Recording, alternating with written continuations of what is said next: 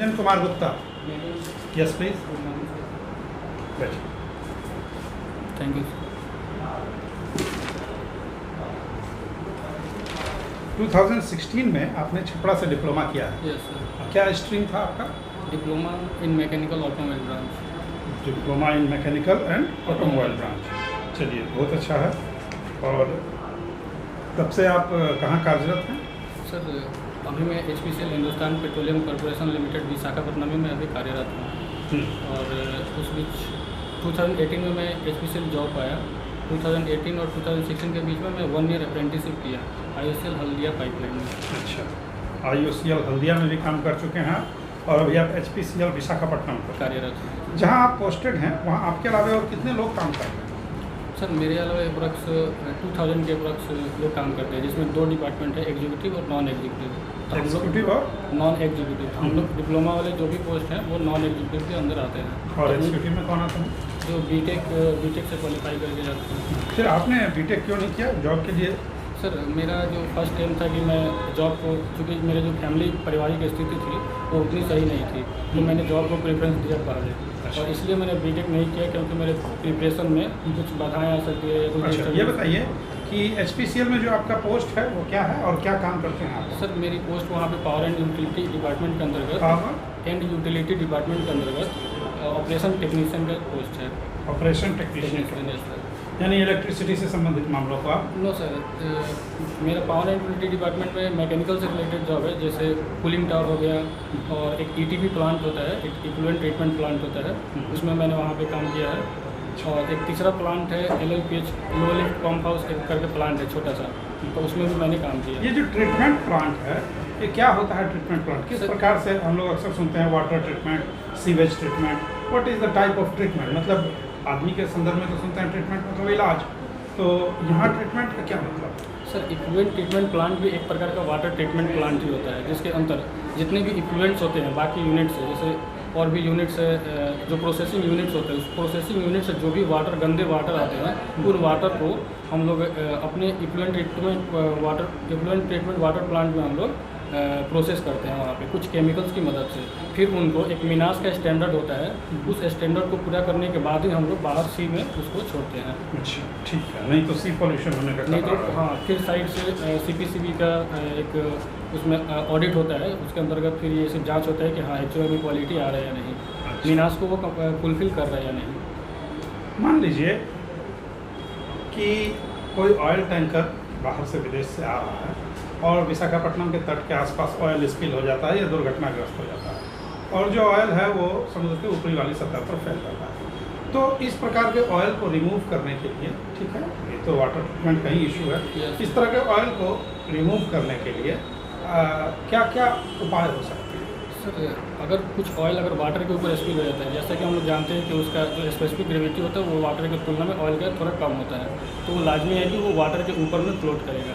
उसके लिए एक केमिकल आता है, जो केमिकल अगर हम लोग उसके ऊपर छिड़काव करेंगे तो वो केमिकल उस ऑयल के साथ रिएक्ट करके उसको नॉन हार्मफुल में चेंज कर देता है। वो एक मतलब उसको सेपरेट कर देता है, सस्पेंशन पार्टिकल्स की तरह मॉलिक्यूल्स को, उसको मॉलिक्यूल्स को ब्रेक कर देता है, जिससे जो भी अगर कुछ आग लगने का, फायर होने का चांसेस होता है वो काफ़ी हद तक रिड्यूस हो जाता है। और फिर क्या उसे गैदर करते हैं या फिर छोड़ देते हैं? नहीं, उसको वैसे वो रिएक्शन होने के बाद वो ऑटोमेटिक वो सारा सेपरेट हो जाता है, उससे कुछ मतलब कुछ फायर होने का चांसेस नहीं होता है। अच्छा, दूसरा कारण है कि अगर ऐसे भी छोड़ दिया जाए तो एवापोरेट हो जाएगा? नहीं, अगर दूसरा उसका प्रॉब्लम ये होगा कि एक्चुअली वो वाटर के ऊपर जो एक लेयर बना देता है, लेयर फॉर्म होने के बाद वो क्या करेगा कि ऑक्सीजन का जो है उसको जो वाटर के अंदर एक्वेटिक लाइफ है उससे क्या करता है कि ऑक्सीजन को सेपरेट कर देता है, जिस कारण हमारे एक्वेटिक लाइफ पे खतरा आ सकता है। अच्छा, एक्वेटिक लाइफ। इसलिए आपने अभी एक वर्ड यूज़ किया, स्पेसिफिक डेंसिटी। सरल शब्दों में डेंसिटी और स्पेसिफिक डेंसिटी को समझाइए। सर डेंसिटी जो हमारे किसी भी पदार्थ का density mass per unit volume को हम लोग डेंसिटी कहते हैं, लेकिन जो स्पेसिफिक डेंसिटी होता है वो वाटर के रेस्पेक्ट में हम लोग मेजर करते हैं। मतलब specific density of a fluid to the specific density of water is called specific density of that fluid. अच्छा, वाटर की स्पेसिफिक डेंसिटी कितनी होती है? सर 1 होती है। वाटर की स्पेसिफिक डेंसिटी को 1 माना गया और 1 से ऊपर। अच्छा, ये बताइए, पानी में जब कुछ चीज़ों को डाला जाता है तो कुछ चीज़ें पूरी तरह से डूब जाती हैं, कुछ पूरी तरह से ऊपर रहती हैं और कुछ पानी में डूबने के बाद तैरती रहती हैं। Yes. ठीक है, ये किस तरह की चीज़ें होती है जो पानी में कंप्लीट सबमर्ज हो जाती है लेकिन पानी के अंदर नहीं जाती, पानी के अंदर तैरती रहती है? सर उसमें जैसे कि फ्लूइड मैकेनिक्स के अंतर्गत एक बायोन्सी टर्म आता है। उस बायोन्सी प्रॉपर्टी के कारण 3 कंडीशंस उसमें आती है। उस 3 कंडीशन के अंदर अगर पहला कंडीशन अगर हम लोग लेते हैं तो उसमें हमारी क्या होती है, बॉडी पूरी तरह सबमर्ज हो जाती है। दूसरा कंडीशन हम लोग लेते हैं तो उसमें क्या होता है, बॉडी उसका एकदम लास्ट मतलब अपर सरफेस से वो फ्लोट करता रहता है। तीसरा हम लोग लेते हैं तो वो अनस्टेबल पोजीशन में रहता है, मतलब कि अगर उसको थोड़ा सा भी हम लोग उस पर थोड़ा सा भी अगर हम लोग उसको फोर्स दिए या थोड़ा सा भी उसको मोशन दिए तो एक नया मतलब वो पोजीशन चेंज कर लेता है। तो उसमें 3 पोजीशन आती है। इसके तीनों के अलग अलग कंडीशंस होते हैं, जैसे कि उसमें एक सेंटर ऑफ ग्रेविटी का टर्म आता है। तो अगर सेंटर ऑफ बायोन्सी अगर जैसे कोई बॉडी का, हमारा क्वेश्चन था, आप थोड़ा डेविएट हो रहे हैं प्रश्न। मेरा था कि वो किस तरह की चीज़ें होंगी स्पेसिफिक डेंसिटी के संदर्भ में जो पानी में पूरी तरह अंदर नहीं डूबेगी और पानी के ऊपर भी नहीं तैरेगी बल्कि सबमर्ज होकर तैरेगी। सर अगर वाटर का जो स्पेसिफिक ग्रेविटी है, अगर उससे किसी बॉडी का अगर स्पेसिफिक ग्रेविटी अगर कम है तो वो फ्लोट करता है। अगर उसकी अगर स्पेसिफिक ग्रेविटी ज़्यादा होती है तो वो सबमर्ज हो जाती है और पानी के अंदर ही तैरता रहा। अगर चलिए ठीक है, ये बात बताइए कि हम लोग अक्सर सुनते हैं कि दुर्घटना के दौरान, नाव दुर्घटना या तैरने की दुर्घटना के दौरान व्यक्ति जब नदी में गिरता है तो वो डूब जाता है, लेकिन कुछ समय के पश्चात उसकी डेड बॉडी ऊपर आकर तैरने लगती है। इसका क्या कारण है? क्योंकि जब बॉडी डेड हो जाती है तो उसके अंदर से जो ऑक्सीजन का फ्लो होता रहता है वो बंद हो जाता है, जिसके कारण उसका बॉडी का जो डेंसिटी है वो पानी के डेंसिटी में कम हो जाता है, जिसके कारण वो पानी के सरफेस पे वो फ्लोट करने लगता है। फ्लोट करना, चलिए ठीक है, अच्छी बात है। मैकेनिक्स में आपने पढ़ा होगा यस न्यूटन। Yes sir. मुझे बताइए कि न्यूटन और आइंस्टीन में कौन पहले हुए और किसका कंट्रीब्यूशन साइंस के मामले में ज़्यादा है? कौन पहले हुए? सर मैं अनुमान लगा सकता हूँ सर आइंस्टीन साहब का मतलब पहले योगदान है। आइंस्टीन पहले हुए, मतलब शोध के क्षेत्र में पहले न्यूटन आए या पहले आइंस्टीन? पीरियड किसका पहले है? सर पहले आइंस्टीन पहले हुए। अच्छा ठीक है, और क्या कंट्रीब्यूशन है आइंस्टीन का? सर जो मेन एनर्जी इक्वेशन, मुझे एक एनर्जी इक्वेशन जो मेन इक्वेशन पता है E = mc², वो उन्होंने दिया खगोलीय शास्त्र के संदर्भ में, जिसमें वो इक्वेशन का काफ़ी हद तक यूज हुआ। आपने कहा कि आइंस्टीन साहब पहले हुए, ऐसा कहने का कोई आपके पास रैशनल बेसिस है? नो सर, मैं अनुमान लगा रहा हूँ। केवल अनुमान लगा रहे हैं। चलिए ठीक है, अच्छी बात है। E = mc² को क्या कहते हैं, कौन सा इक्वेशन कहते हैं? सर ये एनर्जी इक्वेशन, सॉरी सर मुझे क्लियर, मास एनर्जी रिलेशन क्या है? Yes sir, mass energy relation. और आइंस्टीन को नोबेल प्राइज किस चीज़ के लिए दिया गया था? सर फिजिक्स के क्षेत्र में दिया गया। किस चीज़ पर शोध के लिए? सर अभी मैं ये बोल नहीं कर पा रहा हूँ। चलिए ठीक है, कोई बात नहीं है, फोटो इलेक्ट्रिक इफेक्ट के लिए दिया गया था। क्या आपने बताया था मैकेनिक्स और ऑटोमोबाइल्स भी रहा क्या आपका? यस सर, ऑटोमोबाइल भी मेरा सब्जेक्ट रहा है। ठीक है, हमें यह बताइए कि व्हीकल्स में 2 प्रकार के कूलिंग सिस्टम का यूज़ होता है। एक तो गाड़ी के अंदर एक एयर कंडीशनर चल रहा होता है, दूसरा एक फ़ैन चल रहा होता है, और तीसरा हम लोग कूलेंट यूज़ करते हैं। ये तीनों का पर्पस बताइए कि ये तीनों किस प्रकार से गाड़ी को ठंडा रखते हैं? सर गाड़ी के अंदर जो इंजन को अगर ठंडा करने के लिए होता है वो कूलेंट की मदद से हम लोग ठंडा करते हैं, और जो फ़ैन होता है वो फ़ैन हम लोग कहीं कहीं पे किसी इक्विपमेंट के ऊपर हम लोग लगाते हैं ताकि वो एयर से हीट एक्सचेंज करके उसको ठंडा करे। और जो फर्स्ट आपने बोला एयर कंडीशनिंग का, वो हम लोग गाड़ी के केबिन को ठंडा करने में यूज़ करते हैं। अच्छा, ये तीनों का तो थ्योरी अलग अलग है, एक फिजिकली ठंडा करता है, कूलेंट कैसे काम करता है? सर कूलेंट वो सरफेस टू हीट एक्सचेंज करता है, surface to surface heat exchange करता है। जैसे अगर हमारा सिलेंडर ब्लॉक है तो सिलेंडर ब्लॉक के साइड में वाटर जैकेटिंग या कूलेंट जैकेटिंग बना रहता है, जिसके थ्रू हमारा वाटर यही सर्कुलेट। ठीक है, मान लीजिए अगर मैं कार चला रहा हूँ और मुझे रास्ते में पता चलता है कि मेरी गाड़ी का ब्रेक फेल है, ठीक है, तो मुझे गाड़ी को क्या करना चाहिए, किस प्रकार से रोकना चाहिए? इंजन बंद करना चाहिए, क्या करना चाहिए? गाड़ी का ब्रेक, मान लीजिए मैं 60 की स्पीड से चल रहा हूँ और मुझे पता चलता है कि मेरी गाड़ी का ब्रेक फेल, अब मुझे क्या करना चाहिए? सर फर्स्ट ऑफ ऑल हम लोग गाड़ी का इंजन हम लोग ऑफ कर देंगे। गाड़ी का इंजन ऑफ करने से हमारा जो इंजन में जो पावर जनरेट होगा वो नहीं होगा। और दूसरा हम लोग उसमें देखेंगे कि कौन सा ब्रेक फेल हुआ है। मतलब एक इंजीनियर के रूप में पता नहीं आपका उत्तर क्या है, लेकिन गाड़ी में यदि ब्रेक फेल हो जाए तो इंजन बंद करने की गलती कभी नहीं करते। खैर आप सॉरी सर, ठीक है, यह बताइए कि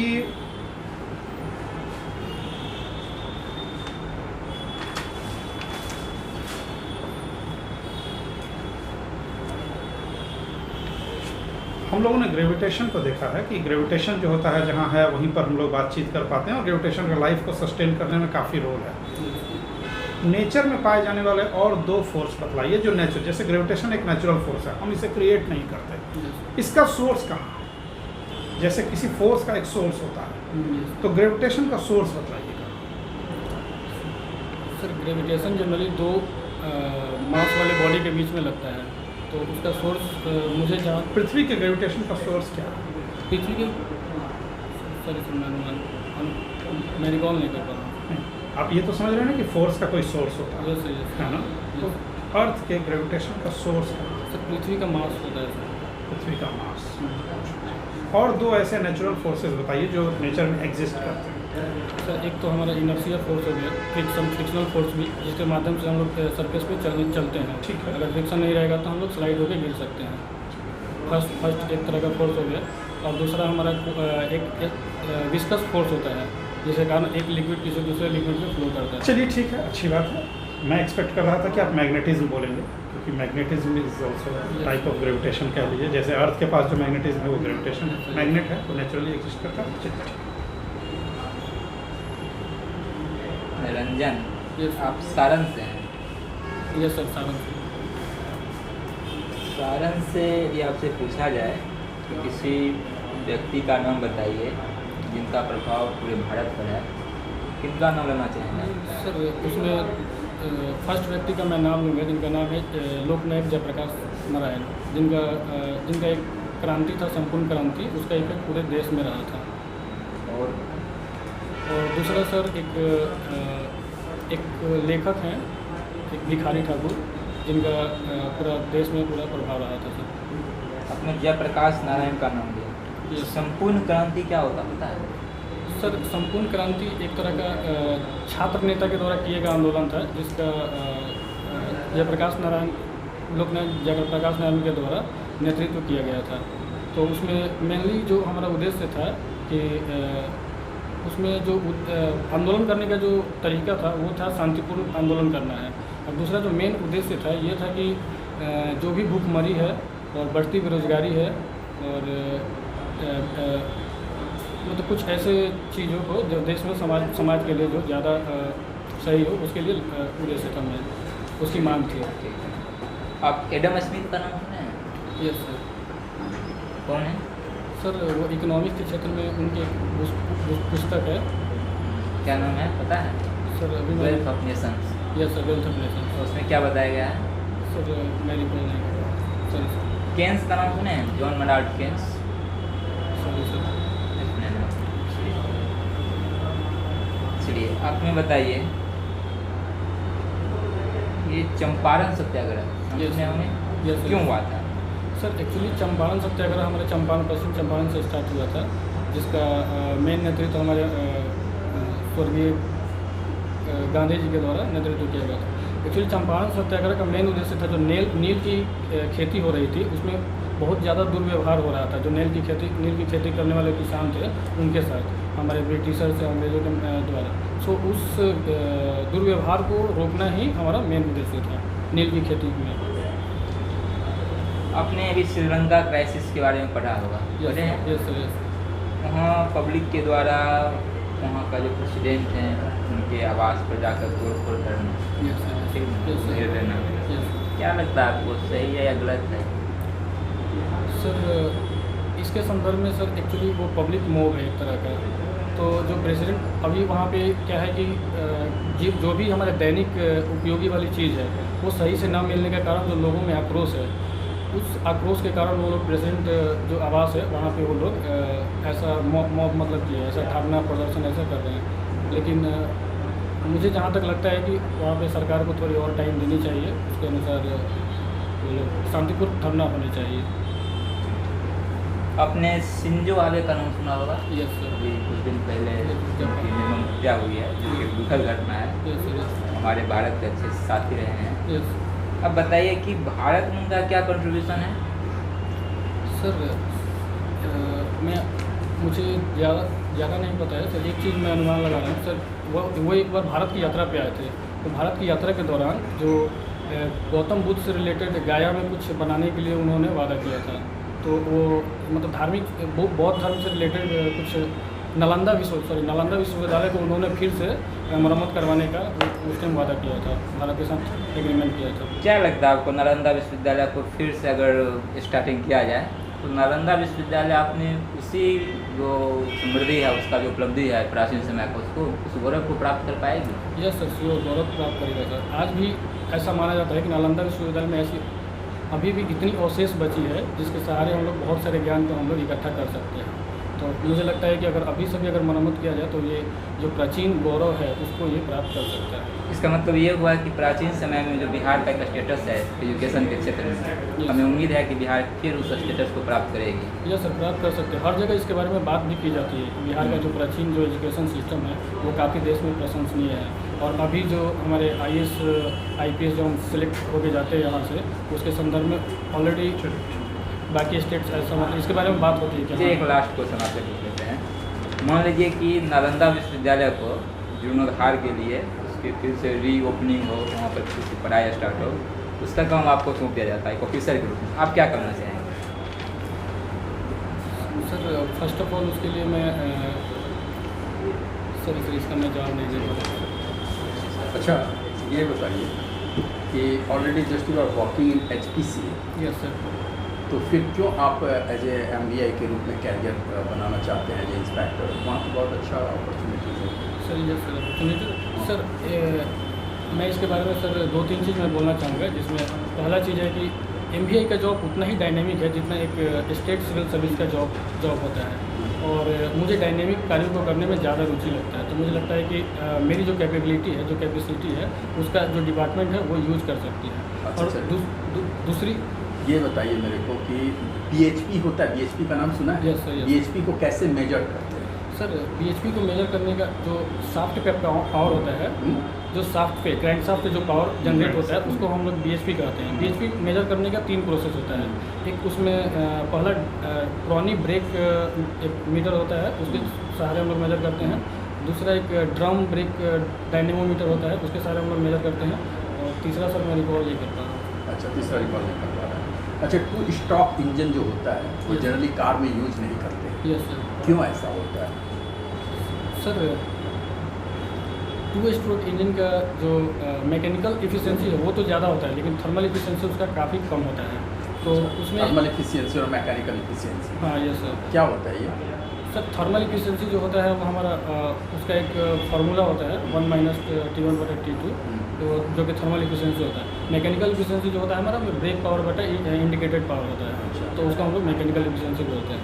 अच्छा, चलिए, ब्रेक पावर, ब्रेक सिस्टम के बारे में कुछ बता सकते हैं?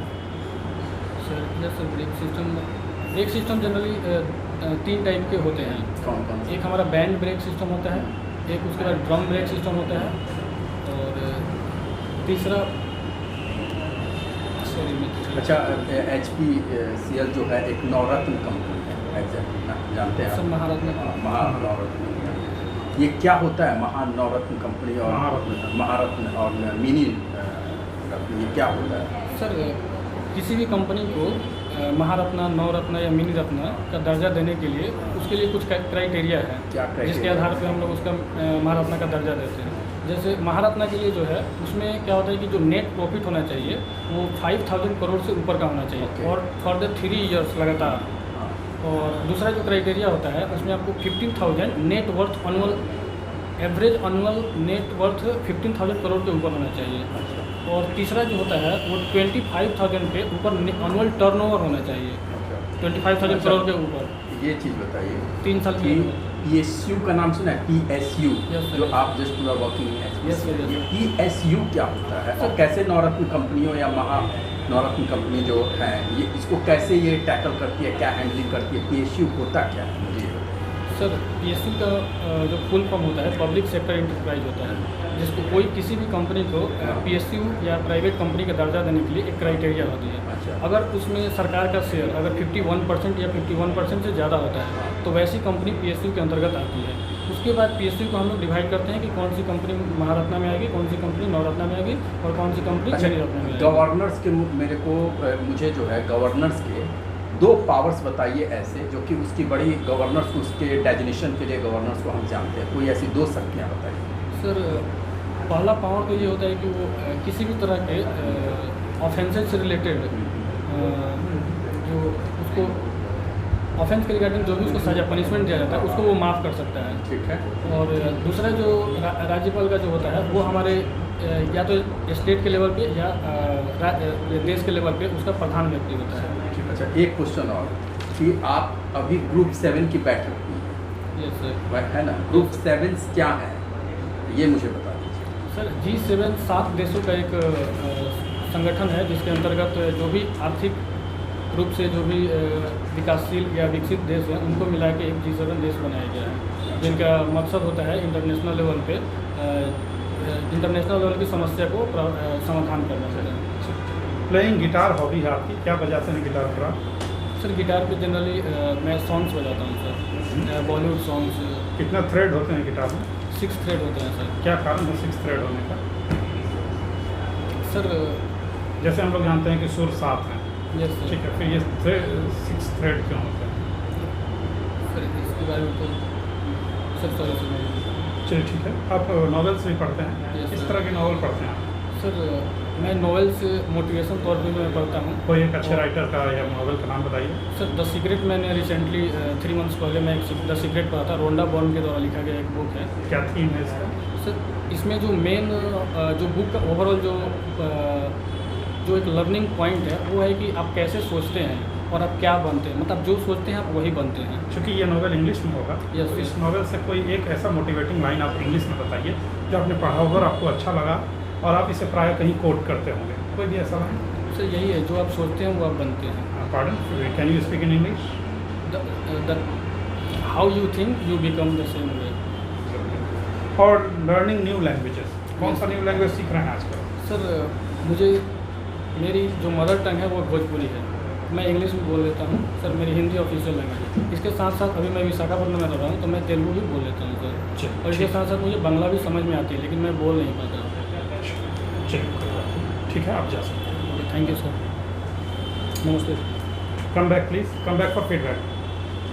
ठीक है, सब कुछ अच्छा किया। गाड़ी बंद नहीं करते हैं, जब इंजन ब्रेक फेल हो जाए तो गाड़ी को स्लो करते हैं, एक्सीलेटर लेना बंद करते हैं, गियर को बैक 0 तक लाते हैं, हैंड ब्रेक का इस्तेमाल करते हैं, गाड़ी को साइड करते हैं, कोशिश करते हैं कि मिनिमम डैमेज हो।